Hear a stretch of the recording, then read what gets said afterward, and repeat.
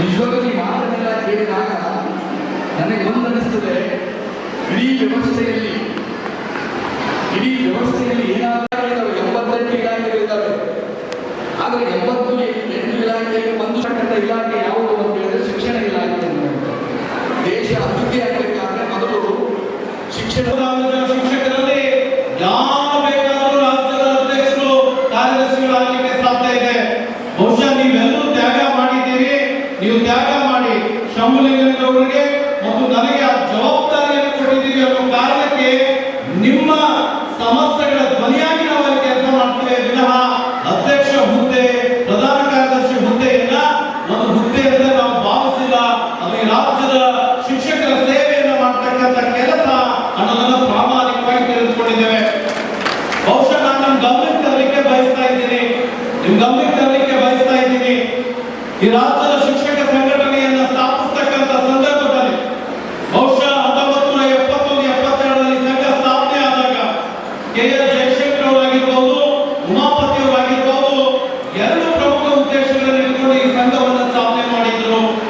ಮೊದಲನೇ ಉದ್ದೇಶ ಏನು ಅಂತಂದ್ರೆ ಈ ರಾಜ್ಯದ ಪ್ರಾಥಮಿಕ ಶಾಲಾ ಶಿಕ್ಷಕರ ಆರ್ಥಿಕ ಸಮಸ್ಯೆ ಏನಿದೆ. ನಾನು ಮೊನ್ನೆ ನಮ್ಮ ಅಧ್ಯಕ್ಷರು ಶಂಭರನಾಥ್ ನಾನು ಹೋಗ್ಬೇಕಾದ್ರೆ ಮಾತಾಡ್ತಾ ಇದ್ದೆ. ಬಹುಶಃ ಈ ದೇಶಕ್ಕೆ ಸ್ವಾತಂತ್ರ್ಯ ಸಿಕ್ಕಾಗ 1947ರಲ್ಲಿ ದೇಶದ ಪ್ರಥಮ ಪ್ರಧಾನಮಂತ್ರಿ ಜವಾಹರಲಾಲ್ ನೆಹರು ಅವರು ಇದ್ದಂತ ಸಂದರ್ಭದಲ್ಲಿ ಈ ದೇಶದಲ್ಲಿ ಶಿಕ್ಷಕರ ಸಂಘಟನೆ ಹೆಂಗೆ ಹುಟ್ಟು ಅಂತ ನಾನು ನಿಮ್ಗೆ ಹೇಳಿಕ್ಕೆ ಬಯಸ್ತಾ ಇದ್ದೇನೆ. ಮಹಾರಾಷ್ಟ್ರದಲ್ಲಿ ದಾದಾ ಸಾಹೇಬ್ ದೊಡ್ಡೆ ಇರತಕ್ಕಂಥ ಬಹಳ ದೊಡ್ಡ ಪುರುಷ ಅವನು. ಆ ದಾದಾ ಸಾಹೇಬ್ ದೊಡ್ಡೆ ಒಂದು ಹುಚ್ಚಿತ್ತು. ಆ ಪ್ರಥಮ ಪ್ರೈಮ್ ಮಿನಿಸ್ಟರ್ ಹತ್ರ ಹೋಗ್ತಾರಂತ 1948ರಲ್ಲಿ ಅವ್ರು ಹೋಗಿ ರಿಕ್ವೆಸ್ಟ್ ಮಾಡ್ಕೊಳ್ತಾರಂತ. 1948ರಲ್ಲಿ ಈ ರಾಷ್ಟ್ರದ ಶಿಕ್ಷಕರ ವೇತನ 25 ಪೈಸೆ ಇತ್ತಂತ. 25 ಪೈಸೆ ಎಷ್ಟೇ 25 ಪೈಸೆ ಇತ್ತಂತ. ಅವಾಗ ದಾದಾ ಸಾಹೇಬ್ ದೊಡ್ಡೆರವರು ಹೋಗಿ ಹೇಳ್ತಾರಂತ, ಈ ರಾಷ್ಟ್ರದ ಶಿಕ್ಷಕರ ವೇತನ ಹೆಚ್ಚು ಮಾಡಬೇಕು ಅಂದಾಗ ಜವಾಹರಲಾಲ್ ನೆಹರು ಅವರು ಹೇಳ್ತಾರಂತ, ನೀನು ಒಬ್ಬನೇ ಬಂದ್ಬಿಟ್ಟು ವೇತನ ಹೆಚ್ಚು ಮಾಡೋದು ಮಾಡಕ್ಕಾಗೋದಿಲ್ಲಪ್ಪ, ನೀವು ಶಿಕ್ಷಕರು ಒಂದು ಸಂಘಟನೆ ಅಂತ ಕಟ್ಕೋಬೇಕು ಅಂತ ಹೇಳಿದ್ರಂತ. ಅವಾಗ ದಾದಾ ಸಾಹೇಬ್ ದೊಡ್ಡೆರವರು ವಿಚಾರ ಮಾಡಿ ಒಂದು ಅಖಿಲ ಭಾರತ ಶಿಕ್ಷಕರ ಸಂಘಟನೆ ಅಂತ ಕಟ್ಕೋತಾರೆ. ಅಖಿಲ ಭಾರತ ಶಿಕ್ಷಕರ ಸಂಘಟನೆ ಅಂತ ಕಟ್ಟಿಕೊಂಡು 1948ರಲ್ಲಿ ನಾಗ್ಪುರದಲ್ಲಿ ಏನು ಮಹಾರಾಷ್ಟ್ರ ರಾಜ್ಯದ ನಾಗ್ಪುರದಲ್ಲಿ ಒಂದು ಅಖಿಲ ಭಾರತ ಮಟ್ಟದ ಸಮ್ಮೇಳನವನ್ನು ಮಾಡ್ತಾರಂತ. ನೋಡ್ರಿ, ಈಗಿನಷ್ಟು ಸೋಷಿಯಲ್ ಮೀಡಿಯಾ ಅಷ್ಟು ಫಾಸ್ಟ್ ಇರಲಿಲ್ಲ. ಆದ್ರ ಆ ಶಿಕ್ಷಕರಲ್ಲಿ ಎಷ್ಟು ಒಗ್ಗಟ್ಟಿತ್ತು. I am talking about the year 1948. ನಾನು 1948 ಮಾತನಾಡ್ತಾ ಇದ್ದೀನಿ. ಬಹುಶಃ ದಾದಾ ಸಾಹೇಬ್ ದೊಡ್ಡೆ ಅವರು ಒಂದು ಪೇಪರ್ ಸ್ಟೇಟ್ಮೆಂಟ್ ಕೊಡ್ತಾರಂತ, अखिल भारत प्राथमिक शाला शिक्षक संघ की महाअधिवेशन नागपुर में हो जा रहा है, सब टीचरों के इकट्ठ होने के लिए मैं रिक्वेस्ट करता हूं ಅಂತ ಹೇಳ್ತಾರಂತ. ಬಹುಶಃ ಆ ಒಂದು ಪೇಪರ್ ಸ್ಟೇಟ್ಮೆಂಟ್ ನಾಗಪುರದಲ್ಲಿ ಲಕ್ಷಾಂತರ ಜನರ ಇವತ್ತು ಸಿಂಧನೂರಿಗೆ ಆಗಿರ್ಬೋದು, ನಮ್ಮ ಶಿಕ್ಷಕ ಸಂಘಟನೆ ಕಾರ್ಯಕ್ರಮಗಳು ನಡೆದ ನಾವು ಸಾಮಾಜಿಕ ಜಾಲತಾಣದಲ್ಲಿ ನಮ್ಮ ಶಿಕ್ಷಕರ ಸಂಘಟನೆ ಕರೆಯೋದಕ್ಕಿಂತ ಅನ್ನೋರು ಮಾಡ್ಕೊಡಲ್ಲ, ನಮ್ಮನ್ನ ನಾವು ಟೀಕೆ ಮಾಡ್ಕೊಳ್ತಕ್ಕಂತಹ ವ್ಯಕ್ತಿತ್ವವನ್ನು ನಾವು ರೂಪಿಸಿಕೊಂಡಿದ್ದೀವಲ್ಲ, ಅದನ್ನು ನಾವು ಕೈ ಬಿಡಬೇಕಾಗಿದೆ. ಬಹುಶಃ ನಾಗಪುರದ ಸಂಘಟನೆಯಲ್ಲಿ ಲಕ್ಷಾಂತರ ಜನ ಶಿಕ್ಷಕರು ಸೇರಿದ್ರು. ಆ ಕಾರ್ಯಕ್ರಮವನ್ನು ನೆಹರು ಅವರು ಉದ್ಘಾಟನೆ ಮಾಡಿ ಅವತ್ತು ರಾಜ್ಯದ ಶಿಕ್ಷಕರ ವೇತನ 25 ಪೈಸೆ ಇರೋದನ್ನ 50 ಪೈಸೆ ಮಾಡ್ತಾರಂತ ಆ ಸಮ್ಮೇಳನದಲ್ಲಿ. ನಾವೆಲ್ಲ ಶಿಕ್ಷಕರು ಅರ್ಥ ಮಾಡ್ಕೋಬೇಕು. 50 ಪೈಸೆ ಇರ್ತಕ್ಕಂಥ ಶಿಕ್ಷಕರ ವೇತನ ಇವತ್ತು 25,800ರಿಂದ 51,400 ರೂಪಾಯಿ ವೇತನವನ್ನು ನಾವು ಪಡೆಯಲಿಕ್ಕೆ 5ನೇ ವೇತನ ಆಯೋಗದಲ್ಲಿ ನಮಗೆಲ್ಲ ಗೊತ್ತಿದೆ 3,300 ರೂಪಾಯಿ. ನಾನು 3,300 ರೂಪಾಯಿ ಮೂಲ ವೇತನದಿಂದ ನನ್ನ ನೌಕರಿಯನ್ನು ಆರಂಭ ಮಾಡಿದೆ. 3,300 ರೂಪಾಯಿ ವೇತನ ಇರ್ತಕ್ಕಂಥ ಸಂದರ್ಭದಲ್ಲಿ ರಾಜ್ಯದ ಉಪಮುಖ್ಯಮಂತ್ರಿಗಳು ಹಣಕಾಸು ಮಂತ್ರಿ ಸನ್ಮಾನ್ಯ ಯಡಿಯೂರಪ್ಪ ಸಾಹೇಬರಾಗಿದ್ರು, ರಾಜ್ಯದ ಮುಖ್ಯಮಂತ್ರಿಗಳ ಸನ್ಮಾನ್ಯ ಎಚ್.ಡಿ. ಕುಮಾರಸ್ವಾಮಿ ಅವರಾಗಿದ್ರು. ಯಾವುದೇ ಸರ್ಕಾರ ಇರಲಿ, ಯಾವುದೇ ಮುಖ್ಯಮಂತ್ರಿಗಳಿರಲಿ, ಯಾವ ಈ ರಾಜ್ಯದ ಶಿಕ್ಷಕರಿಗೆ, ಯಾವ ಈ ರಾಜ್ಯದ ನೌಕರರಿಗೆ ಪ್ರಾಮಾಣಿಕವಾಗಿ ಏನನ್ನ ಕೊಟ್ಟಿದ್ದಾರೋ ಅದನ್ನು ಸ್ಮರಿಸತಕ್ಕಂಥವ್ರು ಯಾರಾಗಿಲ್ಲ ಈ ರಾಜ್ಯದ ಸರ್ಕಾರಿ ನೌಕರರು ಅನ್ನೋದನ್ನ ನಾವೆಲ್ಲ ನೆನಪು ಮಾಡ್ಕೊಳ್ಬೇಕಾಗುತ್ತೆ. ಬಹುಶಃ 3,300 ಇರ್ತಕ್ಕಂಥ ಈ ರಾಜ್ಯದ ಪ್ರಾಥಮಿಕ ಶಾಲಾ ಶಿಕ್ಷಕರ ಮೂಲ ವೇತನವನ್ನು 6,200 ರೂಪಾಯಿ 50 ಮಾಡಿರ್ತಕ್ಕಂಥ ಶ್ರೇಯಸ್ಸು ಬಹುಶಃ ಶಿಕ್ಷಕರ ಸಂಘಟನೆಗೆ ಸಲ್ತದೆ. ನಿಮಗೆ ಗೊತ್ತಿರಲಿ, 84 ಇಲಾಖೆಗಳಲ್ಲಿ ಒಂದೇ ವೇತನ ಆಯೋಗದಲ್ಲಿ 2 ಮೂಲ ವೇತನಗಳನ್ನ ಪಡೆದಿರ್ತಕ್ಕಂಥ ಯಾವುದಾದ್ರೂ ಸಂಘಟನೆ ಇದ್ದ ಅದು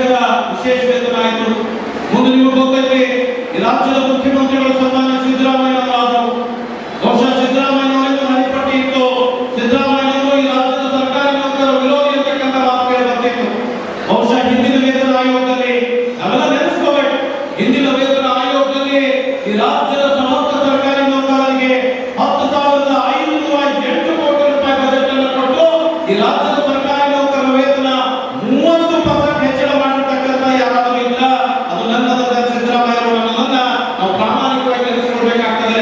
ಅದರ ಜೊತೆಗೆ 300 ರೂಪಾಯಿ ಇರ್ತಕ್ಕಂಥ ನಮ್ಮ ವಿಶೇಷ ವೇತನ ಎಷ್ಟಾಯ್ತು? 450 ರೂಪಾಯಿ ಆಯ್ತು. ಇದೆಲ್ಲದೂ ಒಂದು ಬೇಡಿಕೆ ಇತ್ತು. ಏನು ಅಂತಂದ್ರೆ ಈ ರಾಜ್ಯದ ಪ್ರಾಥಮಿಕ ಶಾಲಾ ಶಿಕ್ಷಕರ ವೇತನ 6800 ಇರೋದನ್ನ 13600 ಆಯ್ತು. 13600 ಆಗಿದ್ದು ಕಳೆದ ವೇತನ ಆಯೋಗದಲ್ಲಿ ಅದು 25800 ಮಾಡಿಸುವುದರ ಜೊತೆಗೆ 450 ರೂಪಾಯಿಯನ್ನು ನಾವು ಏನ್ ಮಾಡಿಸಿದ್ವಿ? ಮೂಲ ವೇತನದಲ್ಲಿ ವಿಲೀನಗೊಳಿಸಿದ್ವಿ. ಶಂಭುಲಿಂಗೇಗೌಡರ ನಾಯಕತ್ವದಲ್ಲಿ ಸಿಂಧನೂರಿನ ಈ ಐತಿಹಾಸಿಕ ಕಾರ್ಯಕ್ರಮದಲ್ಲಿ ನಾನು ಬಹಳ ಸ್ಪಷ್ಟವಾಗಿ ಹೇಳಕ್ಕೆ ಬಯಸ್ತಾ ಇದ್ದೀನಿ. ಇನ್ನು ಆಯೋಗದಲ್ಲಿ ಮತ್ತೊಂದು ವೇತನ ಆಯೋಗವನ್ನ ನಾವು ರಚನೆ ಮಾಡಬೇಕಾಗ್ತದೆ. ಯಾರ್ಯಾರ ಒಂದು ಕೇಂದ್ರ ಮಾದರಿಯ ವೇತನವನ್ನು ಕೊಡ್ತೀನಿ, ಕೇರಳ ಮಾದರಿಯ ವೇತನವನ್ನು ಕೊಡ್ತೀನಿ ಅಂತ ಹೇಳ್ತಾರ. ನಾನು ಖಂಡಿತವಾಗ್ಲೂ ಆ ರೀತಿಯ ಮಾತನ್ನು ಹೇಳಿಕೆ ಹೋಗೋದಿಲ್ಲ. ಈ ರಾಜ್ಯದ ಪ್ರಾಥಮಿಕ ಶಾಲಾ ಶಿಕ್ಷಕರಿಗೆ ಮುಂದಿನ ವೇತನ ಆಯೋಗದಲ್ಲಿ ಶಂಭುಲಿಂಗೇಗೌಡರ ನಾಯಕತ್ವದಲ್ಲಿ ಅವರ ದೂರದೃಷ್ಟಿಯಲ್ಲಿ ಗರಿಷ್ಠ 50,000 ರೂಪಾಯಿ ಒಂದು ವೇತನವನ್ನ ಕೊಡ್ತೀನಿ ಅಂತಕ್ಕಂಥ ಮಾತನ್ನ ಬಹಳ ಸ್ಪಷ್ಟವಾಗಿ ವೇದಿಕೆ ಮೂಲಕ ನಾವು ಹೇಳಲಿಕ್ಕೆ ಬಯಸ್ತಾ ಇದ್ದೀವಿ. ಅದರ ಜೊತೆಗೆ ಬಹುಶಃ ವರ್ಗಾವಣೆ ಸಮಸ್ಯೆ ಬಗ್ಗೆ ನೀವು ಕೇಳ್ತಾ ಇದ್ದೀರಿ. ವರ್ಗಾವಣೆ ಸಮಸ್ಯೆ ಬಗ್ಗೆ ನಾವು 1 ನಿಮಿಷ ಬಹಳಷ್ಟು ಜನ ವರ್ಗಾವಣೆ ಸ್ನೇಹಿತರಿದ್ದೀವಿ. ಈ ಭಾಗದಲ್ಲಿ ನೇಮಕಾತಿ ಆಗಿರ್ತಕ್ಕಂಥ ಕಲ್ಯಾಣ ಕರ್ನಾಟಕದ ಶಿಕ್ಷಕರಿಗೆ ಬಹುಶಃ ವರ್ಗಾವಣೆ ಅನ್ನುವುದು ಅದು ಕಲ್ಯಾಣ ಉಂಟು ಮಾಡಿಲ್ಲ ಅನ್ನೋದು ನನಗೆ ಬಹಳ ಪ್ರಾಮಾಣಿಕವಾಗಿ ಗೊತ್ತಿದೆ. ವರ್ಗಾವಣೆ ಸಮಸ್ಯೆ ಬಗ್ಗೆ 2007ರಲ್ಲಿ ನಮ್ಮ ವಿಪಕ್ಷ ಸಾಹಿತ್ಯ ನಮಗೊಂದು 2 ಬಹಳ ದೊಡ್ಡ ಸಮಸ್ಯೆ ಇದಾವ ಅಪಾರ. ಈ ಉದಾಹರಣೆಗೆ ನಾನು 2007ರಲ್ಲಿ ನೇಮಕಾತಿ ನಾನು ಮೊದಲೆಲ್ಲ ಹೆಣ್ಣು ನೋಡಕ್ ಹೋಗಿದ್ದೆ, ಇತ್ತೀಚೆಗೆ ಹೆಣ್ಣು ನೋಡೋದು ಬಿಟ್ಬಿಟ್ಟಿಲ್ಲ. ಅಲ್ಲ, ಪ್ರಾಮಾಣಿಕವಾಗಿ ಹೇಳಿದ್ದೀನಿ ನಾನು. ಯಾಕಂತ ಬಹಳ ಜನ ನಮ್ಮೆಲ್ಲ ಸಹೋದರಿಯರು ನಗಾಕತ್ತಾರ. ಈಗ ನೋಡ್ರಿ, ಅಪ್ಪ ತಪ್ಪು ತಿಳ್ಕೊಬಾರ್ದು. ಅಪ್ಪ ಬೈದ್ರೆ ಅನ್ನ ಕಳಿಸೋದಿಲ್ಲ.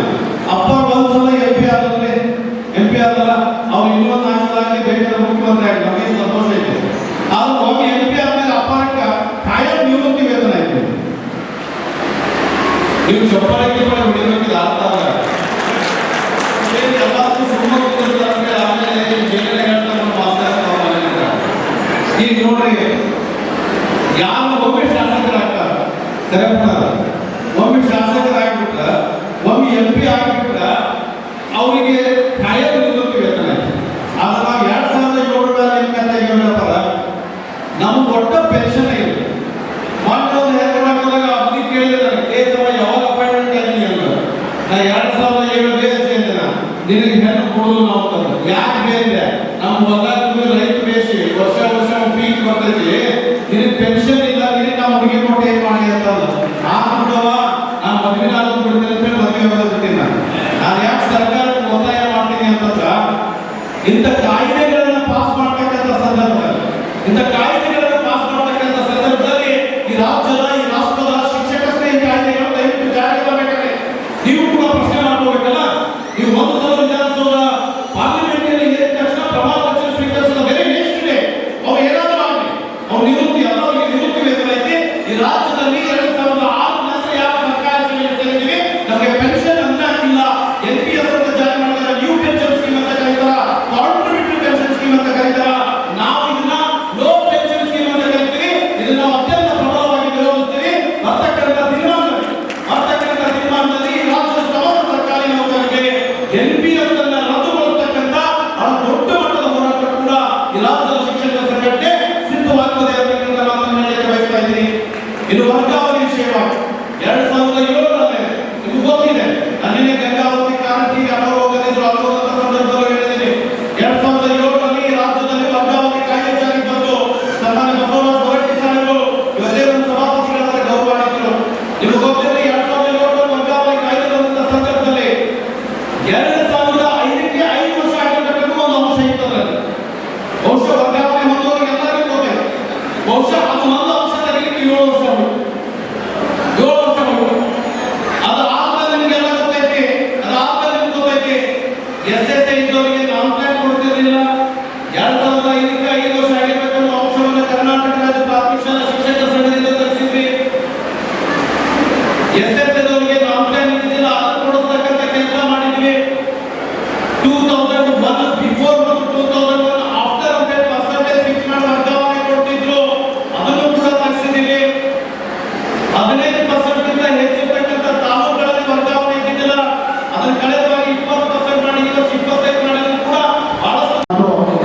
ಈಗಾಗಲೇ ಸಾಕಷ್ಟು ಜನರ ಬಗ್ಗೆ ಶಿಕ್ಷಕರ ಬಗ್ಗೆ ಅತ್ಯುತ್ತಮ ಶಿಕ್ಷಕರು ಮತ್ತು ಏನು ಉತ್ತಮ ಶಿಕ್ಷಕರನ್ನು ಆಯ್ಕೆ ಮಾಡಿ ಒಂದು ದಿವಸ ಸನ್ಮಾನಗೊಳ್ಳಲಿಕ್ಕೆ ಅವರಿಗೆ ನಾನು ಹೃತ್ಪೂರ್ವಕ ಅಭಿನಂದನೆಯನ್ನು ಅವರಿಗೆ ಶುಭಾಶಯಗಳನ್ನು ಕೂಡ ಕೊಡ್ತಾ ಇದ್ದೇನೆ. ಈಗಾಗಲೇ ಮಾನ್ಯ ಡಿ.ಎಂ. ಸಾಹೇಬರು ಮಾಡುವಂಥ 80 ಇಲಾಖೆಗಳಲ್ಲಿ ಅತಿ ಹೆಚ್ಚು ಕೆಲಸ ಮಾಡುವಂಥ ಯಾವುದಾದ್ರು ಇದ್ದರೆ ಸಂಘಟನೆ ಅದು ನಮ್ಮ ಶಿಕ್ಷಕರ ಸಂಘಟನೆಗಳು. ಈಗ ಅತಿ ಹೆಚ್ಚು ಸಿಂಧೂರು ತಾಲೂಕಿನಲ್ಲಿ ಅಥವಾ ಯಾವುದೇ ರಾಜ್ಯದಲ್ಲಿ ಕೂಡ ಒಳ್ಳೆಯ ವ್ಯಕ್ತಿಗಳನ್ನು ನಿರ್ಮಾಣ ಮಾಡುವಂಥ ಶಕ್ತಿ ಯಾರಿಗಾದರೆ ಇಲ್ಲಿ ಕೂತಿರುವಂಥ ತಾವೆಲ್ಲ ಶಿಕ್ಷಕರಿಗೆ ಅದನ್ನು ನಾನು ಇವತ್ತಿನ ದಿವಸ ನಮ್ಮ ಮುಂದೆ ಇಚ್ಛೆ ಯಾಕಂದರೆ ಈ ರಾಜ್ಯದಲ್ಲಿ ಸಂವಿಧಾನ ಮಾಡುವಂಥ ಬಾಬಾ ಸಾಹೇಬ್ ಅಂಬೇಡ್ಕರನ್ನು ನಿರ್ಮಾಣ ಮಾಡೋರು ಶಿಕ್ಷಕರೇ. ವಾಜಪೇಯಿ ಅಬ್ದುಲ್ ಕಲಾಂ ಅಂತ ನಮ್ಮ ಸೈಂಟಿಸ್ಟನ್ನು ತಯಾರು ಮಾಡುವಂಥ ಯಾರಾದರೆ ಅದು ಶಿಕ್ಷಕರು. ಯಾಕಂದರೆ ಅತಿ ಹೆಚ್ಚು ಶಿಕ್ಷಕರ ಆಶೀರ್ವಾದದಿಂದ ಇವತ್ತು ಜನ ದೇಶದಲ್ಲಿ ಸಂವಿಧಾನವನ್ನು ಯುವಕರು ಸೈಂಟಿಸ್ಟ್ ಆಗಿರುವಂಥ ಸೃಷ್ಟಿ ಮಾಡಿರುವಂಥ ಶಿಕ್ಷಕರಿಗೆ ನಾನು ಮತ್ತೊಮ್ಮೆ ನಮ್ಮನೆಯ ಕೋಟಿಯ ನಮಸ್ಕಾರಗಳನ್ನು ಸಲ್ಲಿಸಿ ಮತ್ತು ಯಾವುದಾದರೂ ಇಲಾಖೆಯಲ್ಲಿ ಅತಿ ಕ್ಲೀನಾಗಿ ಆಗಿರುವಂಥ ಇಲಾಖೆ ಇದ್ದರೆ ಅದು ಶಿಕ್ಷಕರಿಲ್ಲ. ಎಲ್ಲ ಇಲಾಖೆಯಲ್ಲಿ ಕೂಡ ಲಂಚ ಮತ್ತು ಸಂಪರ್ಕಗಳು ಭಾಳ ಇರ್ತವೆ. ಆದರೆ ನಮ್ಮ ಶಿಕ್ಷಣ ಇಲಾಖೆಯಲ್ಲಿ ಅಂಥ ಅವಕಾಶ ಇರೋದಿಲ್ಲ.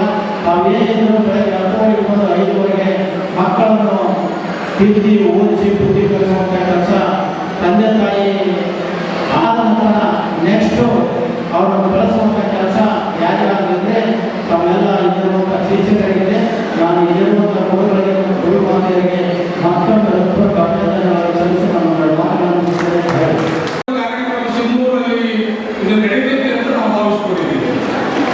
ಬಹುಶಃ ಅದ್ಭುತವಾದಂಥ ಕಾರ್ಯಕ್ರಮವನ್ನು ಆಯೋಜನೆ ಮಾಡಲಿಕ್ಕೆ ನನ್ನ ಮಿತ್ರ, ನನ್ನ ಸೋದರ, ಹಿಂದಿನ ಸರ್ಕಾರಿ ನೌಕರ ಸಂಘದ ಅಧ್ಯಕ್ಷರಾದಂಥ ಬಸವರಾಜ್ ಬೀರ್ ಅವರು ಇಲ್ಲ ಶಮಣ್ಣ, ನಾನು ಸಿಂಧೂರಲ್ಲಿ ಒಂದು ಕಾರ್ಯಕ್ರಮ ಮಾಡ್ತೇನೆ, ನೀವು ರಾಜ್ಯದ ಅಧ್ಯಕ್ಷರು ಪದಾಧಿಕಾರಿಗಳು ಬರಬೇಕಂತಕ್ಕಂಥ ಒಂದು ವಿನಂತಿಯನ್ನು ಮಾಡಿಕೊಂಡ ಸಂದರ್ಭ ನಾನು ರಾಯಚೂರಿನ ಅಧ್ಯಕ್ಷ ಚಂದ್ರಶೇಖರ ರೆಡ್ಡಿ ಅವರ ಅಣ್ಣವ್ರ ಜೊತೆ ಚರ್ಚೆ ಮಾಡಿ ಈ ಕಾರ್ಯಕ್ರಮಕ್ಕೆ ಒಪ್ಕೊಂಡು ಇವತ್ತು ಬಂದಿದ್ದೇವೆ. ಬಹುಶಃ ಇವತ್ತು ಶಿಕ್ಷಕರ ದಿನಾಚರಣೆಗೆ ಅಂಗವಾಗಿ ನಾನೇನು ನಮ್ಮ ರಾಷ್ಟ್ರದ ಮೊದಲನೇ ಪ್ರಮುಖ ಶಿಕ್ಷಕಿ ಅಕ್ಷರದ ಅವ್ವ ಸಾವಿತ್ರಿಬಾಯಿ ಫುಲೆ ಅವರಿಗೆ ನಮಸ್ಕರಿಸಿ, ನಮ್ಮ ರಾಧಾಕೃಷ್ಣ ಅವರಿಗೆ ನಮಸ್ಕರಿಸಿ ಆ ನೆರಳಿನಲ್ಲಿ ನಾವು ಇವತ್ತು ಸಾಕ್ತಾ ಇದ್ದೇವೆ. ಬಹುಶಃ ಉದ್ಘಾಟನೆ ನೆರವೇರಿಸಿ ಮಾತನಾಡುವಂಥ ಹಿರಿಯರಾಗಿರುವಂತಹ ಸನ್ಮಾನ್ಯ ವಿಪಕ್ಷ ಸಾಹೇಬರು ಶಿಕ್ಷಕರ ವೃತ್ತಿ ಬಹಳ ಪವಿತ್ರವಾಗಿರ್ತಕ್ಕಂಥ ವೃತ್ತಿ ಅಂತಕ್ಕಂಥ ಮಾತನ್ನು ಹೇಳಿದ್ದಾರೆ. ಅದು ನಾವು ಸುಮಾರು 70-78 ಇಲಾಖೆಯಲ್ಲಿ ನಮ್ಮ ಶಿಕ್ಷಣ ಇಲಾಖೆ ಒಂದು ಶಿಕ್ಷಣ ಇಲಾಖೆ ಕೆಲಸ ಮಾಡುವಂಥ ನಮಗೆ ಪ್ರತಿಯೊಂದು ಹಳ್ಳಿಯಲ್ಲಿ ನಾವು ಅಂಬಾಸಿಡರಾಗಿ ಕೆಲಸ ಮಾಡ್ತೇವೆ. ಈ ನಾಡಿನ ಪ್ರತಿಯೊಂದು ಹಳ್ಳಿಯಲ್ಲಿ ನಾವೆಲ್ಲ ಇದ್ದೇವೆ. ಮಕ್ಕಳಿಗೆ ಪಾಠವನ್ನು ಮಾಡುವುದರಿಂದ ಆ ಊರಿನ ಅನೇಕ ಕಾರ್ಯಕ್ರಮಗಳಲ್ಲಿ ನಾವು ಪಾಲ್ಗೊಳ್ತೇವೆ. ಒಂದು ಮದುವೆ ಆಗಿರ್ಬೋದು ಅಥವಾ ಒಂದು ಊರಿನ ಯಾವುದೋ ಒಂದು ಜಗಳ ಇದ್ರೂ ಕೂಡ ಅದನ್ನು ಬಗೆಹರಿಸುವಂತಹ ಹಿರಿಯರಾಗಿ ಅದರಲ್ಲಿ ನಾವು ಪಾಲ್ಗೊಳ್ತೇವೆ. ಇಂಥ ಗುರುತರವಾದಂಥ ಜವಾಬ್ದಾರಿ ಹೊಂದಿರುವಂಥ ನಮ್ಮ ಶಿಕ್ಷಕರಿಗೆ ಬಹುಶಃ ಅನೇಕ ಸಮಸ್ಯೆಗಳು ಕಾಡ್ತಾ ಇವೆ. ತಾಲೂಕಿನ ಅಧ್ಯಕ್ಷರು ಕೊಡುವಂಥ ಸಂದರ್ಭದಲ್ಲಿ ಸನ್ಮಾನ್ಯ ಮಾಜಿ ಸಂಸದರು ಕೆ. ವಿಪಕ್ಷರು ನೀವು ಅಷ್ಟೊತ್ತಲ್ಲಿ ನಾನೇನು ಗಾಢ ಅಂತಕ್ಕಂಥ ಮಾತನ್ನು ಹೇಳಿದ್ರು. ನಾನು ಹೇಳಿದೆ ಇಲ್ಲ ಸರ್ ನಮ್ಮ ಜೊತೆಗೆ ಇರಬೇಕು ಅಂತ. ಯಾಕಂದ್ರೆ ಮಾಜಿ ಸಂಸದರು ಈಗ ಹಾಲಿಗೆ ಒಬ್ಬ ಸರ್ಕಾರ ಇದೆ, ನಮ್ಮ ಸಮಸ್ಯೆಗಳಿಗೆ ಅವರು ಬೆಂಗಾವಲಾಗಿರಬೇಕು ಅಂತಕ್ಕಂಥ ಒಂದು ಮನವಿಯನ್ನು ಅವರ ಹತ್ರ ಈಗ ಮಾಡ್ತಾರೆ. ಸನ್ಮಾನ್ಯ ವರ್ಗಾವಣೆ ಪ್ರಾರಂಭ ಆಗಿತ್ತು, ವರ್ಗಾವಣೆ ನಿಂತಿದೆ. ವರ್ಗಾವಣೆ ಯಾಕೆ ನಿಂತು ಅನ್ನೋದಕ್ಕೆ ಕಾರಣ ನಮ್ಮಲ್ಲೇ ಇದೆ. ನಮ್ಮ ಒಬ್ಬ ಬಳಗ, ನನ್ನದೇ ಒಬ್ಬ ಶಿಕ್ಷಕ ಅದಕ್ಕೆ ಕೇಳಿ ಹೋಗಿದ್ದಾರೆ. ಅದು 27ನೇ ತಾರೀಕು ಬರುತ್ತೆ. ಅದನ್ನು ತೆರವುಗೊಳಿಸ್ತಕ್ಕಂಥ ಒತ್ತಾಯವನ್ನು ಈಗಾಗಲೇ ಸಂಘ ಮಾಡಿದೆ, ಇಲಾಖೆ ಮಾಡ್ತಾ ಇದೆ. 27ಕ್ಕೆ ತೀರ್ಮಾನ ಆಗುತ್ತೆ. ಆ ತೀರ್ಮಾನದ ಹಂತದಲ್ಲಿ ಮುಂದಿನ ತೀರ್ಮಾನದಲ್ಲಿ ತ್ವರಿತವಾಗಿ ವರ್ಗಾವಣೆಯನ್ನು ಪ್ರಾರಂಭ ಮಾಡಬೇಕು ಅಂತಕ್ಕಂಥ ಒತ್ತಾಯವನ್ನು ಸರ್ಕಾರಕ್ಕೆ ಮಾಡ್ತಾರೆ. ಜೊತೆಗೆ ಈಗೇನು ಪದವೀಧರ ಶಿಕ್ಷಕರಿದ್ದಾರೆ, ಬಹುಶಃ ಹಿಂದಿನ ಕಾಲದಲ್ಲಿ ಜೀತದಾಳಗಳಂತ ಇರ್ತಿದ್ರು. ಆ ಜೀತದಾಳಗಳನ್ನು ಇಟ್ಟಿರ್ತಕ್ಕಂಥ ಒಂದು ಯಜಮಾನ ಆ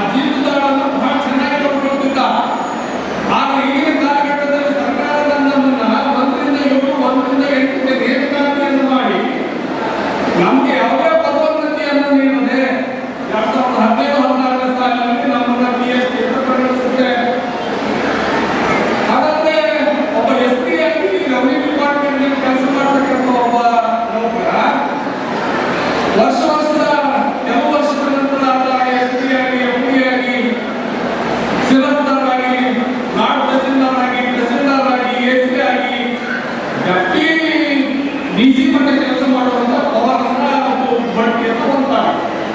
ಬೇರೆ ಬೇರೆ ಇಲಾಖೆಗಳು ಹೀಗೆ ಇದೆ. ಹಾಗಾದ್ರೆ ನಮ್ಮ ಶಿಕ್ಷಣ ಇಲಾಖೆಯಲ್ಲಿ ಈ ಒಂದು ಪದ್ಧತಿ ಯಾಕಿಲ್ಲ? ಆ ಕಾರಣಕ್ಕಾಗಿ ಈ ಇಲಾಖೆಯನ್ನು ನಿರ್ದೇಶಿಸತಕ್ಕಂಥ ಅಧಿಕಾರಿ ವರ್ಗ ಏನಿದಲ್ಲ ಅವರು ಈಗಾಗಲೇ ದುಡಿಯುವಂತ PhD ಕೆಲಸ ಮಾಡುವಂತ 1,15,000ರಲ್ಲಿ 80,000 ಶಿಕ್ಷಕ ಪದವೀಧರರಿದ್ದಾರೆ. ಆ 80,000 ಪದವೀಧರರ ಜೀವನ ಏನು, ಅವ್ರು ಏನ್ ಮಾಡಬೇಕಂತ ಚಿಂತನೆ ಪ್ರಥಮವಾಗಿ ಸರ್ಕಾರ ಮಾಡಬೇಕು ವಿನಃ ನಾವು ಯಾರು ಅಲ್ಲ. ಆದಾಗ್ಯೂ ಕೂಡ ಸಂಘ ಒತ್ತಾಯ ಮಾಡ್ತಾ ಬಂದಿದೆ. ಈಗಾಗಲೇ ಹಿಂದಿನ ಅಧ್ಯಕ್ಷರು ಹಿಂದಿನ ಪದಾಧಿಕಾರಿಗಳು ಒತ್ತಾಯ ಮಾಡಿ ಅದು ಸರ್ಕಾರದ ಹಂತದಲ್ಲಿ ಚರ್ಚೆಯಲ್ಲಿದೆ. ನಮಗೆ ಯಾವುದೇ ಕಾರಣಕ್ಕೂ ಅದರಲ್ಲಿ ಬಡ್ತಿಯನ್ನ ಅನ್ನದೇ ವಿಲೀನ ಮಾಡಬೇಕು. PhD ಆಗಿರ್ತಕ್ಕಂಥ ಪದವೀಧರನ್ನ ನಾವು GPP ಅಂತ ಹೇಳಿ ಅವ್ರು ವಿಲೀನ ಮಾಡಬೇಕು. ಅವ್ರಿಗೆ ಸಿಗ್ತಕ್ಕಂಥ ಆರ್ಥಿಕ ಸೌಲಭ್ಯಗಳನ್ನು ಕೊಡಬೇಕು ಅಂತಕ್ಕಂಥ ಚಿಂತನೆ ನಡೆದಿದೆ. ಅವ್ರು 25% ಕೊಡ್ತೀವಿ ಅಂತಾರೆ, ನಾವು 75% ಕೊಡಿ ಅಂತ ಕೇಳಿದ್ದೀವಿ. 75% ಹುದ್ದೆಯಲ್ಲಿರ್ತಕ್ಕಂಥ ಸೇವೆ ಇರ್ತಕ್ಕಂಥ ಶಿಕ್ಷಕರಿಗೆ ವಿಲೀನ ಮಾಡಲಿಕ್ಕೆ ಪ್ರತಿಕೂಲ ಹೋಗಲಿಕ್ಕೆ ಕೊಡ್ರಿ, 25% ನೇಮಕಾತಿ ಮಾಡಬೇಕಂತ ಗೊತ್ತಾಗಿಲ್ಲ. ಸರ್ಕಾರಕ್ಕೆ ಮಾಡಿದ್ದೇವೆ ಬಂದರೆ ಈಗಾಗಲೇ ಸರ್ಕಾರ 50% ಕೊಡಲಿಕ್ಕೆ ಒಪ್ಪಿಗೆ ಫೈಲು ಕ್ಯಾಬಿನೆಟ್ನಲ್ಲಿದೆ. ನಾವು ಈಗೂ ಕೂಡ ಮೊನ್ನೆ ಶಿಕ್ಷಣ ಸಚಿವರ ಅಧ್ಯಕ್ಷತೆ ಸಭೆ ಮಾಡುವಂತ ಸಂದರ್ಭದಲ್ಲಿ 75% ಕೊಡಲೇಬೇಕು ಅಂತಕ್ಕಂಥ ಒತ್ತಾಯವನ್ನು ಮಾಡಿದ್ದೇವೆ ಅಂತಕ್ಕಂಥ ಗಮನವನ್ನ ವಿಷಯವನ್ನು ನಮ್ಮ ಗಮನಕ್ಕೆ ತರ್ತಾರೆ. ಇನ್ನು ಹಲವಾರು ವಿಚಾರಗಳಲ್ಲಿ ಕೃಪಾಂಕ ರಹಿತ ಮತ್ತು ಸೈನಿಕರ ಸಮಸ್ಯೆಗಳು ಕೂಡ ಇದೆ. ಕೃಪಾಂಕ ರಹಿತರ ಸಮಸ್ಯೆ ಅದಕ್ಕೆ ಬರ್ತಲ್ಲ. ಬಹುಶಃ ಹೈಕೋರ್ಟ್ 2 ವ್ಯಕ್ತಿಗಳಲ್ಲಿ ತೀರ್ಮಾನ ಕೊಟ್ಟಿತ್ತು. ಅದನ್ನ ಫೈನಾನ್ಸ್ ಸೆಕ್ರೆಟರಿ ಫೈನಾನ್ಸ್ ಡಿಪಾರ್ಟ್ಮೆಂಟ್ ಒಪ್ಪಿಗೆ ಕೊಟ್ಟಿದ್ರು. ಹೇಳಿಕೆ ಕೂಡ ಆದೇಶ ಆಗಿತ್ತು. ಇದೇನು ಸರ್ಕಾರ ಇಲಾಖೆ ಜಾರಿಗೊಳಿಸಬೇಕಾಗಿತ್ತು. ಆ ಅನಿವಾರ್ಯ ಕಾರಣದಿಂದ ನಾವು ಏನ್ ಮಾಡಿದ್ರು ಅಂದ್ರೆ ಆಗಿನ ಕಾಲದ ಒಬ್ಬ ಅಧಿಕಾರಿ ಅದನ್ನು ಸುಪ್ರೀಂ ಕೋರ್ಟ್ ಕಟ್ಟಿದ್ದಾರೆ. ಆ ಕಾರಣಕ್ಕಾಗಿ ಅದನ್ನು ತಡೆಯಾಗಿದೆ. ಹಿಂದಿನ ಸನ್ಮಾನ್ಯ ಸುರೇಶ್ ಕುಮಾರ್ ಅವರ ನೇತೃತ್ವದಲ್ಲಿ ಇರುವಂತ ಕಾರ್ಯಕ್ರಮದ ಚರ್ಚೆಯಲ್ಲಿ ಅದು ಸುಪ್ರೀಂ ಕೋರ್ಟ್ ಇರತಕ್ಕಂಥ ಅರ್ಜಿಯನ್ನು ವಾಪಸ್ ತೆಗೆದುಕೊಳ್ಳತಕ್ಕಂಥ ನಿರ್ದೇಶನವನ್ನು ಕೊಟ್ಟಿದ್ದಾರೆ. ಆ ಕಾರಣಕ್ಕಾಗಿ ಇವತ್ತು ಆ ಬೇಡಿಕೆಗಳ ಬಗ್ಗೆ ಚಿಂತನೆ ನಡೀತಾ ಇದೆ. ಅವೆಲ್ಲ ಬೇಡಿಕೆಗಳ ಬಗ್ಗೆ ಹಿಂದಿ ಶಿಕ್ಷಕರ ಸಮಸ್ಯೆ ಇರಬಹುದು, ದೈಹಿಕ ಶಿಕ್ಷಕರ ಸಮಸ್ಯೆ ಇರಬಹುದು, ಈ ಸಮಸ್ಯೆಗಳನ್ನು ತ್ವರಿತವಾಗಿ